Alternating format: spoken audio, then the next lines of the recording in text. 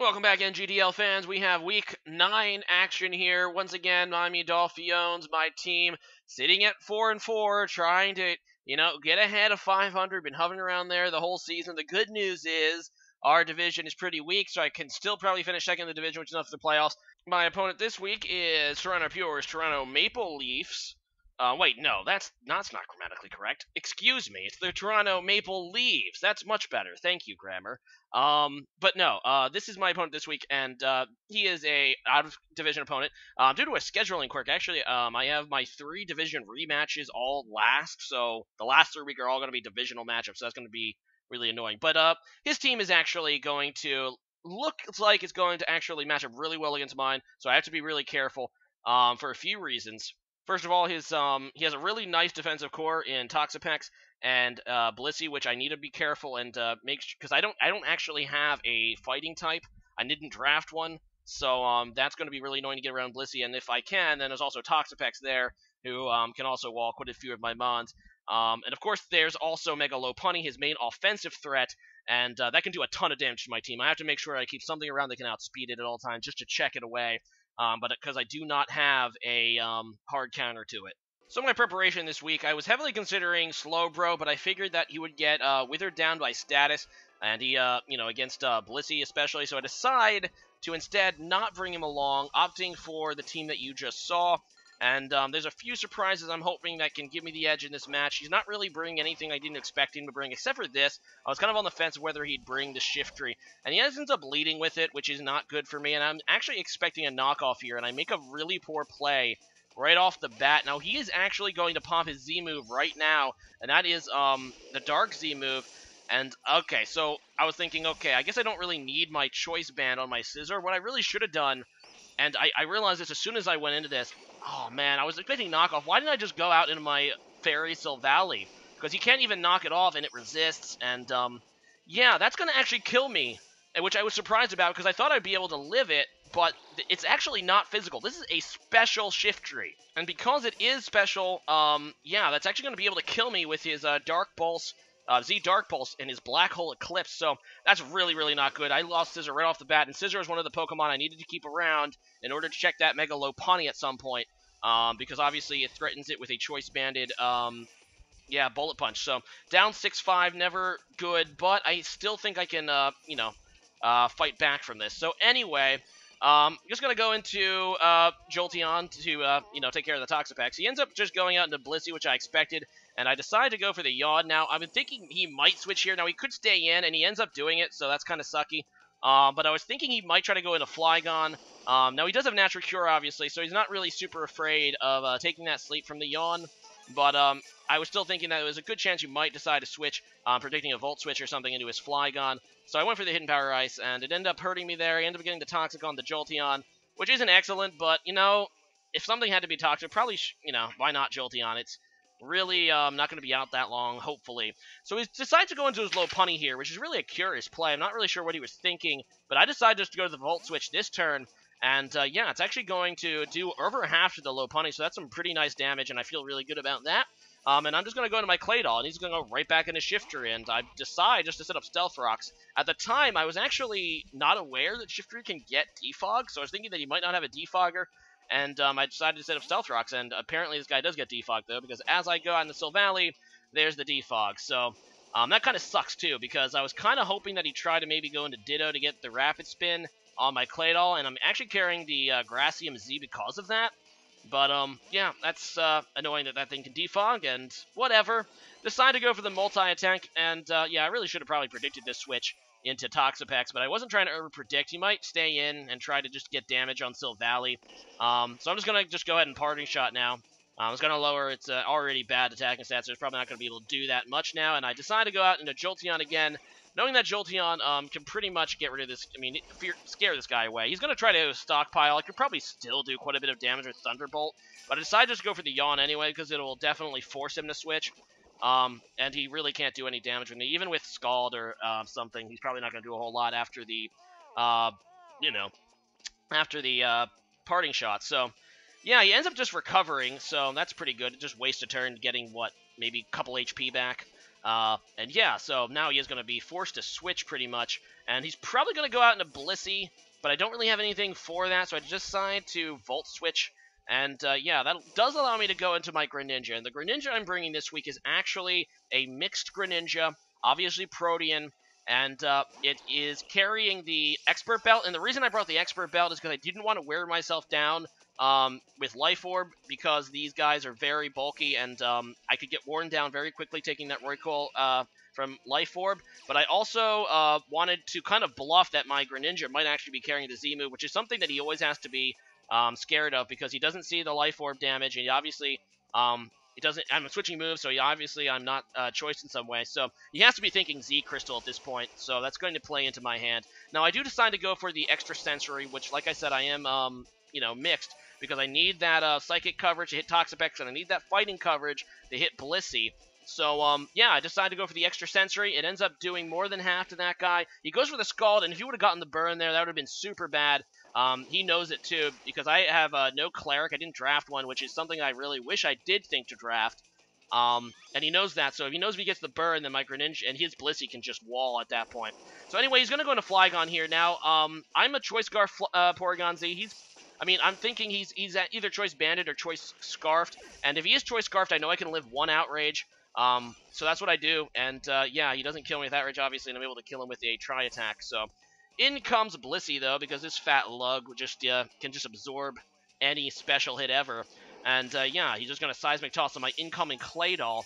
And yeah, Claydol really can't do anything offensively, this guy either. And what I really should have done here is expect his Shift Ray to come back out and pivot, but I decided to set up Stealth Rocks. I figured at the worst, it's going to force him to waste a turn defogging again, so that's, he's not going to be able to deal damage to me on the switch if he wants to do that. Anyway, so I do go out into my Silvally again, and this time he does defog, so, yeah, so there goes my Stealth Rocks again, but I do get another safe switch into this, and I really do want to predict the incoming Toxapex. Now, I did put on Thunderfang. Now, obviously, it's not going to be able to do a whole lot to Toxapex without a Swords Dance, and as you can see, I do about a quarter.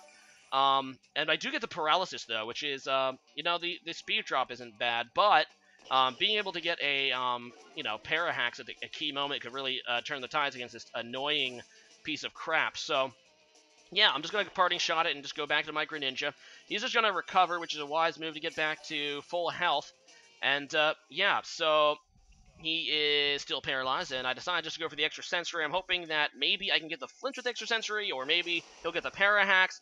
I really do not want to take another Scald, because if he burns me, like, it's game over. And I do not get either. I do not get the flinch or the para, but thankfully, Scald does not burn. Thank God. And, yeah, he's just going to switch out, obviously not wanting to lose Toxapex, as I decided to U-turn. I kind of expected a switch. I really wanted to try to low kick on the switch, because low kick is actually going to 2-hit KO this Blissey. But I decided to U-turn, and, yeah, I really have nothing to U-turn into is the thing. Greninja's the only thing I have that can, break this Blissey. So, I was kind of surprised he went into it, to be honest. So, there you go. Now, what it's going to do is force me to Volt Switch again, because I need to go right back into my Greninja. And I don't really think he's going to Toxic again. Actually, I decided to go on to Claydol, because I think Claydol's expendable, and I didn't know what to expect. I actually was expecting a Toxic again, actually. So I decided to go into this guy, and he ends up getting the Aromatherapy off, which is actually going to help him, because it gets rid of the Paralysis, so he doesn't have to worry about a Parahax on his Toxapex, which is a good play for him. Now, I'm going to actually predict the switch out into his Shift Tree and just go ahead and pivot. But he ends up staying in with Blissey, I guess, to see what I would do, and also to get his HP back. So that's a pretty good move, and I'm like, you know what, I'm going to go ahead and Swords Dance. This is, you might be thinking, oh crap, he has Ditto in the back. And yeah, Ditto is the other Pokemon that you have to be really careful about fighting this team. It was an excellent pickup for $1 in the second round. Actually, it was about to pick Ditto. He sniped me Ditto. I'm still kind of pissed off about that, but you might be thinking, oh no, what if he goes out into Ditto and steals my sweep?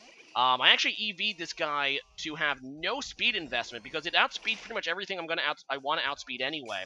But yeah, I decided to go for the multi-attack, and he goes into Toxapex, which is kind of crappy. But looking at the calculator, the Pokemon calculator, I have about a 50-50 shot at killing this guy right now with Thunderfang, but it doesn't kill. a sliver of HP. Really should have went for that second Swords Dance. I was also trying to taunt, or get him to, like I said, go out into his Ditto, because my Scarf Porygon-Z can actually outspeed this Selvali, even with his Scarf on his Ditto. Because, like I said, I don't have any speed investment on my Silvally, so I was kind of trying to tempt him into doing it, knowing that I would be able to outspeed. But unfortunately, and yeah, that survive on Toxapex, that sliver of HP. I think he said it was 2 HP. I don't remember. Maybe he didn't tell me, but it looked like just 1 or 2 HP. Like I said, the Pokemon calculator said I had about a 50-50 shot, and that's going to turn the tide. Obviously, him not losing that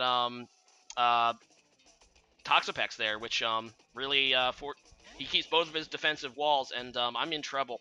So my Silvally is now poisoned, and he's going to go out into his, and I decided to go out into it against this Shiftry because I was afraid of a Sucker Punch, because at the time I didn't know this guy was special, although I should have known it. We were very confused about the Black Hole Eclipse actually killing me, and it's because it's special. But now that I know for sure it's special, and he doesn't have Sucker Punch, because I don't really want to take extra damage on my Greninja, I feel pretty confident just going into Greninja now and just going for the extra sensory against this guy. And it should, hopefully, be still a 2-hit KO. I mean, it still is a 2-hit KO. And still, not a flinch with the extra sensory, but not a bird with the Scald. So neither of us getting the secondary effects we were looking for. And he is going to go ahead and switch out. And this time, I decided to switch it up to low kick. I was hoping for Blissey, actually. But instead, he's going to go out into his Shiftry. And, yeah, I'm going to be able to kill that at least, so I don't have to worry about that. But my team is extremely withered down at this point.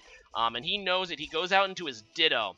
And, yeah, that's going to allow him to get a Scarf version of my Greninja. And with my team being so withered down, well, first of all, I need to see what he locks himself into. I'm really worried he's going to lock himself into Ice Beam, because it definitely can KO my entire team at this point. So he actually could win right here just by swinging with Greninja. I decided to go on my Claydol. I wasn't running the calc, but I figured I have a max defense Claydol here, but it still can't survive. Obviously, Protean boosted Ice Beam, and it dies, so that sucks.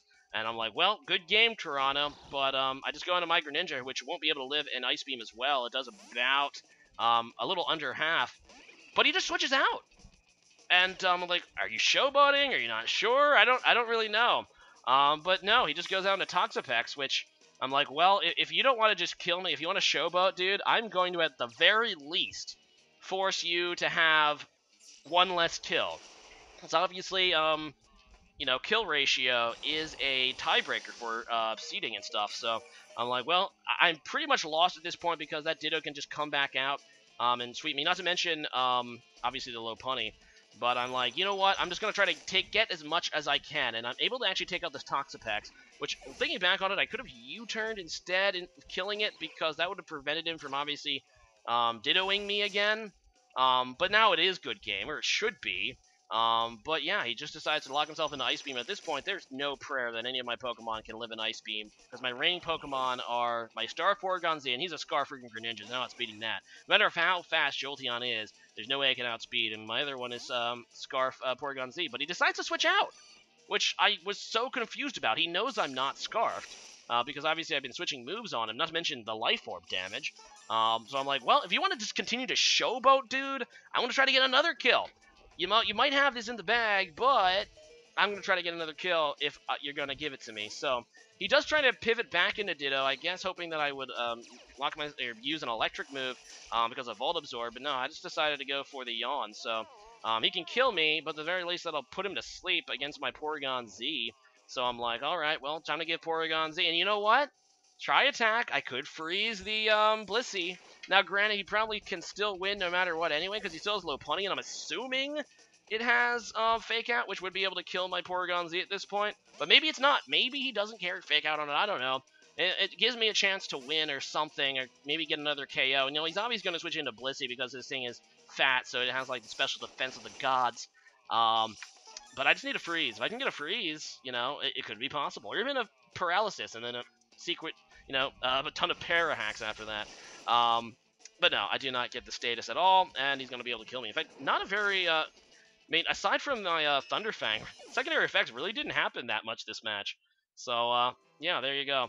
Unfortunately, taking a loss again, down to 4-5, still second in the division, But Zack Attack is right on my heels. We have a key rematch with him. I think not next week. Next week we're actually playing the 1-8 Baltimore Blazikins, who are like the lowest record in. So I'm hoping that's going to be a relatively easy match, get me back to 500.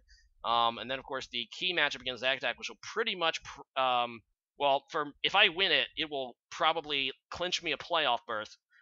Practically clinch me a playoff berth, because then I'll have obviously the tiebreaker against him, and hit him up or hit him down while I obviously go up. So I'm hoping these next 2 weeks work out in my favor, because this loss really hurt. But at least I avoided a 4-0, thanks to his showboating. It became a 3-0. So there. Any switch. Today's question of the day is, what is your favorite secondary effect on a move? So a move that you like to use because of its secondary effect. Now, obviously, a lot of you guys are going to say Scald. Now, obviously, Scald is really good, and it's probably the best secondary effect in the game because of how widespread it is and the fact that waters are really good. But I've went on this tirade before. I'm not a fan of Scald, and I wish it never existed. As for me, I always kind of liked. Actually, I'm going to say Headbutt, because in Gen 2, using my Dustbuster to just flinch stuff with Headbutt always felt pretty good. So leave a comment about that, and see you guys again next time. Later.